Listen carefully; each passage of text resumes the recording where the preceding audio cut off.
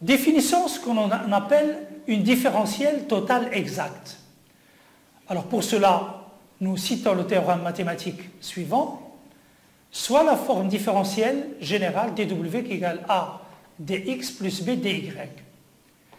Supposons que la fonction a de xy et b de xy sont des fonctions continues et à dérivée partielle continue.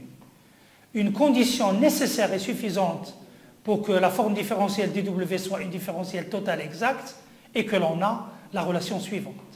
La dérivée partielle de a par rapport à y est égale à la dérivée partielle de b par rapport à x.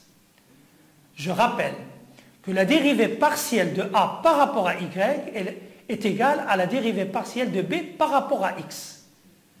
Alors si j'ai cette condition-là, eh bien cette forme différentielle forme une différentielle totale exacte. Exemple,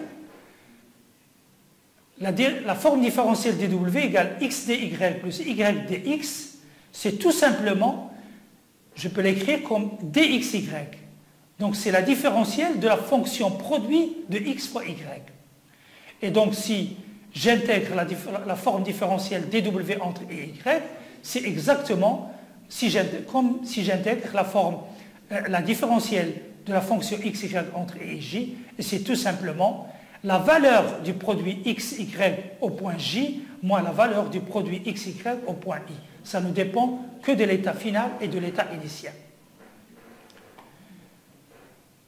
On peut remarquer aussi que si dw égale à df, et si on ne connaît pas la fonction f, on doit choisir pour calculer, si je m'assure que la forme différentielle est égale à la différentielle d'une fonction. Mais je suis incapable de connaître, si vous voulez, analytiquement la fonction f. Dans ce cas-là, pour calculer l'intégrale de cette forme différentielle, je vais choisir un chemin gamma convenable, pas forcément le plus simple, puisque le résultat étant indépendamment du chemin suivi. Donc je vais choisir le chemin qui me convient pour la situation de l'exercice ou du problématique à étudier, pour donc calculer cette intégrale, le résultat étant indépendant du chemin suivi. Si le chemin gamma est fermé, le résultat est identiquement nul, puisque je suis sûr que dw égale à df.